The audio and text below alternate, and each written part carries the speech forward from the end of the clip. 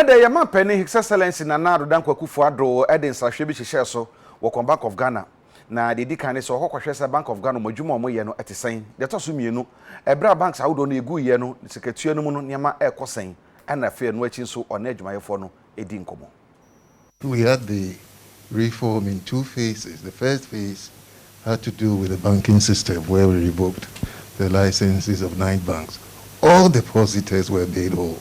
There was 100% coverage of every depositor in the banks.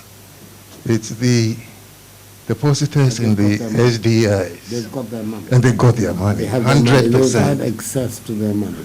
Everybody got access to their money. Regarding the banks, the 9 banks that had their license revoked. The data that we have suggests that more than 95% of depositors have been fully paid. So there are just about 5% of depositors who have large amounts. These are the high net worth individuals that were settled with bonds, which were to be retired over 5 years. So we think that most of it has been done.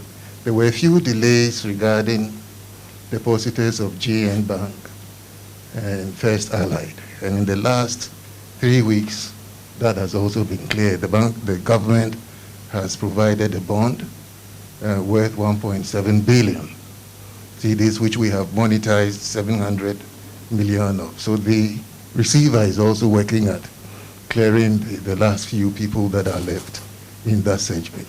So I think we've made a lot of progress, Mr. President, in dealing with this depositor issue.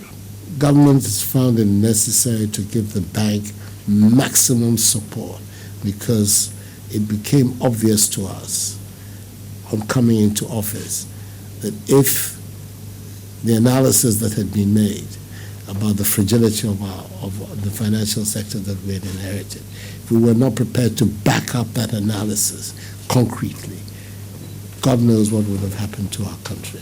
And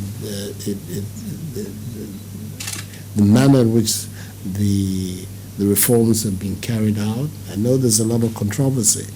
There are many of the people who are responsible for the crisis in the first place and found it convenient to be able to point accusing fingers at those of us who have tried to clean up the mess. But that is the way of things.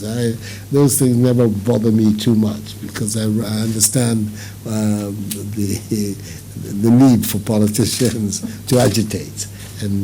But I think that it's a matter that's been very well handled.